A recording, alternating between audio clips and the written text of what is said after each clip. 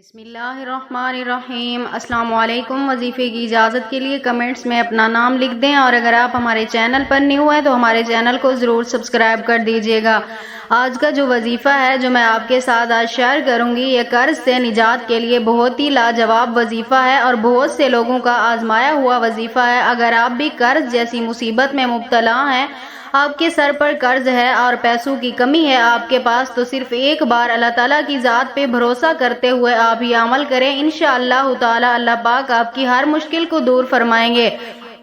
تو عمل آپ نے کچھ اس طرح کرنا ہے کہ آپ نے رات کے وقت یہ عمل کرنا ہے۔ سوتے وقت آپ نے اول آخر 11 مرتبہ درود پاک بھیجنا ہے نبی صلی اللہ علیہ وسلم کی ذات اقدس پر۔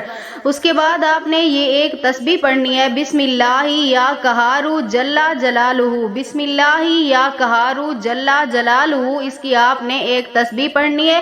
اس کے بعد آپ نے آپ صلی اللہ علیہ وسلم کی ذات اقدس کا واسطہ دیتے ہوئے اللہ تعالیٰ کی بارگاہ میں انتہائی عاجزی کے ساتھ آپ نے دعا کرنی ہے، اپنی مصیبت کو اللہ تعالیٰ کی بارگاہ میں پیش کرنا ہے اور اس کے لیے آپ نے دعا کرنی ہے۔ انشاءاللہ تعالیٰ میری دعا ہے اللہ پاک آپ کو اس عمل کی برکت سے قرض جیسی مصیبت سے نجات دلائیں گے اور آپ کے گھر میں رزق میں بے بہا برکت پیدا فرما دیں گے۔